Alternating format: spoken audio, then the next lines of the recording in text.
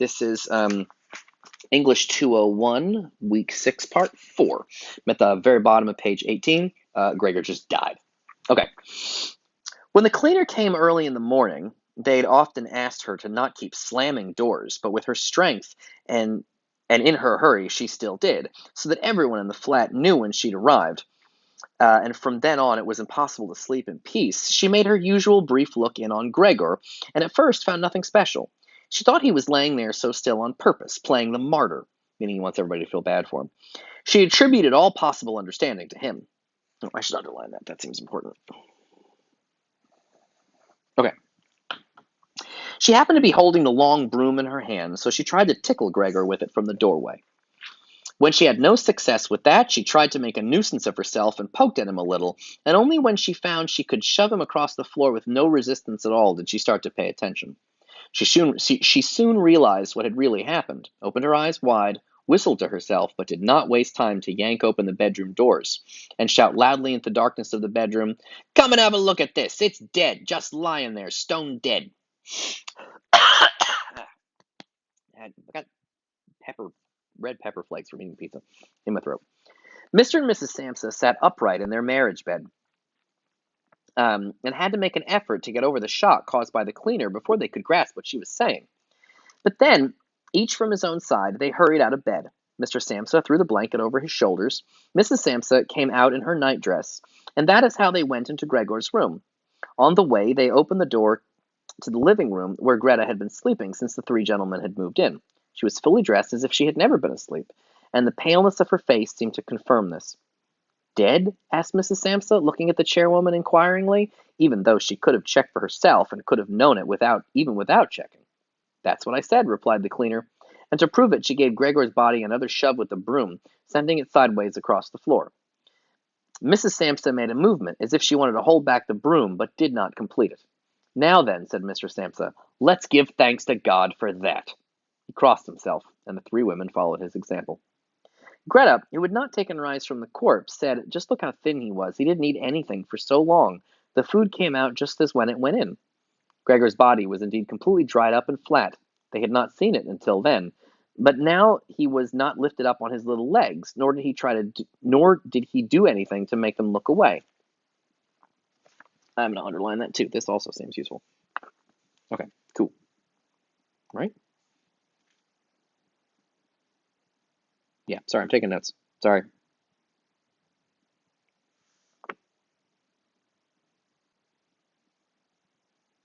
All right. Got it. All right, ready to go. Sorry. "Greta, come with us in here for a little while," said Mrs. Samsa with a pained smile, and Greta followed her parents into the bedroom, but not without looking at the body. Back at the body.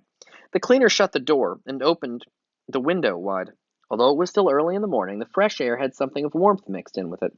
It was already the end of March, after all. The three gentlemen stepped out of their room and looked around in amazement for their breakfasts. They had been forgotten about. "Where is our breakfast?" the middle gentleman asked the cleaner irritably. She just put her finger on the lips and made a quick and silent sign to the men that they might like to come into Gregor's room. They did so, and stood around Gregor's corpse with their hands in the pockets of their well-worn coats. It was not quite light in the room. Then the door of the bedroom opened, and Mr. Samsa appeared in his uniform, with his wife on one arm and his daughter on the other. All of them had been crying a little. Greta now and then pressed her face against her father's arm. I feel like it's got to be Gret. It's probably not Greta. I'm sorry, I probably messed her name up the whole time. "Leave my home now," said Mr. Samsa, indicating the door, and without letting the women from him. "What do you mean?" asked the middle of the three gentlemen, somewhat disconcerted, and he smiled sweetly. The other two held their hands behind their backs and continually rubbed them together in gleeful anticipation of a loud quarrel which could only end in their favor. "I mean just what I said," answered Mr. Samsa, with his two companions went in a straight line towards the man. At first, he stood there still, looking at the ground as if the contents of his head were rearranging themselves into new positions. "All right, we'll go then," he said, and looked up at Mr. Samsa as if he had been suddenly overcome with humility and wanted permission again from Mr. Samsa for his decision. Mr. Samsa merely opened his eyes wide and briefly nodded to him several times. At that, and without delay, the man actually did take long strides into the hallway. His two friends had stopped rubbing their hands some time before and had been listening to what was being said. Now they jumped off after their friends as if taken with a sudden fear that Mr. Sampson might go into the hallway in front of them and break the connection with their leader. Once there, all three took their hat from the stands, took their sticks from the holder, bowed without a word, and left the premises. Mr. Samsa and the two women followed them out onto the landing, but they had no reason to mistrust the men's intentions. And as they leaned over the landing, they saw how the three gentlemen made slow but steady progress down the many steps. As they turned the corner, on each floor they disappeared and would reappear a few minutes later. The further down they went, the more that the Samsa family lost interest in them. When a butcher's boy, proud of posture with a tray on his head, passed them on his way up and came nearer than they were, Mr. Samsa and the women came away from the landing and went, as if relieved, back into the flat. They decided the best way to make use of that day was for relaxation and to go for a walk. Not only had they earned a break from work, but they were in serious need of it.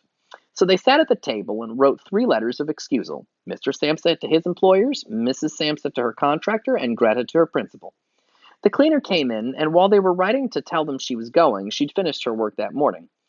The 3 of them at first just nodded without looking up from what they were writing, and it was only when the cleaner did not seem to want to leave that they looked up in irritation. Well, asked Mr. Samsa. The charwoman stood in the doorway with a smile on her face, as if she had some tremendous good news to report, but would only do it if she was clearly asked to do so.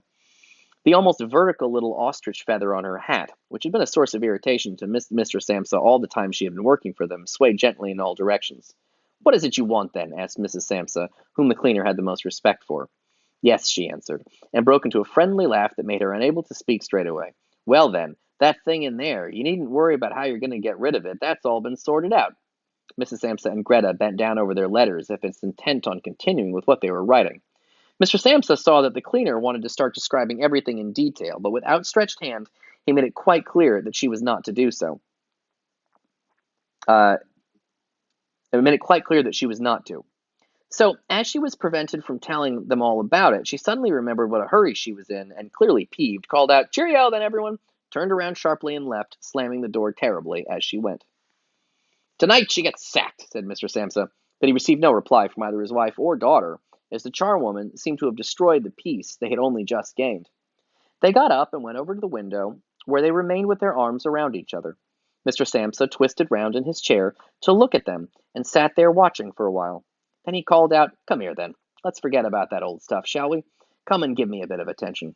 And the 2 women immediately did as he said, hurrying over to him, where they kissed him and hugged him, and then quickly finished their letters. After that, the 3 of them left the flat together, which was something they had not done for months, and took the tram out into the open country outside the town. They had the tram, filled with warm sunshine, all to themselves. Leant back comfortably on the seats, they discussed their prospects, and found that on closer examination they were not at all bad. Until then, they had never asked each other about their work, but all 3 had jobs, which were very good and held particularly good promise for the future. The greatest improvement for the time being, of course, would be achieved quite easily by moving house. What they needed now was a flat that was smaller and cheaper than the current one, which had been chosen by Gregor, one that was in a better location, and most of all, more practical.